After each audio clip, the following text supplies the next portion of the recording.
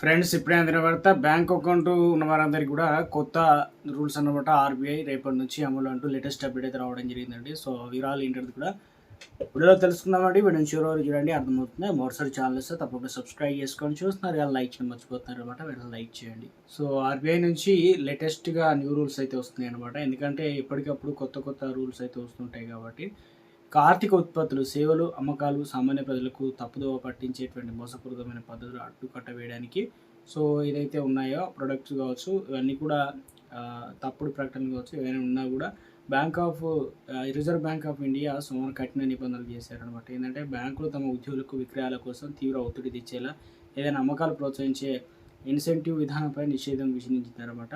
So ఇక advertising, marketing and sales, financial product పేరుతో తీసుకొచ్చిన ఈ సవరించిన నిబంధన 2027 జనవరి 1 నుంచి అమలులోకి రానున్నాయన్నమాట.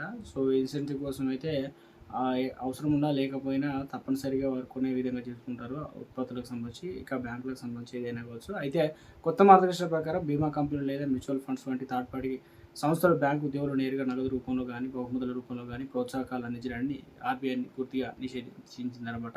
ఇక బ్యాంకుల సిబ్బందికి ఇచ్చే సొంత ఇన్సెంటివ్పై నిషేధం లేనప్పటికీ అవి కస్టమర్లను బలోపేత పెట్టేలా, దూకుడుగా విక్రయాలు జరిపేలా ఉండకూడదని స్పష్టం చేసింది. ఖాతాదారుల ప్రయోజనాలే పరమావధిగా బ్యాంకుల అంతర్గత పాలసీలు ఉండాలని ఆదేశించింది. ఇకపైన సోషల్ మీడియా ఇన్ఫ్లుయెన్సర్, అఫిషియేట్లోను లోన్ సర్వీసులు ప్రొవైడర్లు కూడా డైరెక్ట్ సెల్లింగ్ లేదా డిజిటల్ మార్కెటింగ్ ఏజెంట్ల పరిధిలోకి తీసుకొస్తూ ఆర్బీఐ నిబంధనలు అయితే సవరించింది. వీరు చేసే తప్పుడు ప్రకటనలు, మార్కెటింగ్ మోసాలకు ఆయా ఉత్పత్తులు అందించే బ్యాంకు లేదా ఫైనాన్షియల్ కంపెనీలదే పూర్తి బాధ్యత అని తేల్చెప్పింది అనమాట. ఇక ఈ నిర్ణయం ద్వారా డిజిటల్ మాధ్యమాల్లో జరిగే ఆర్థిక మోసాలు గట్టిగా బ్రేక్ పడనుందనమాట.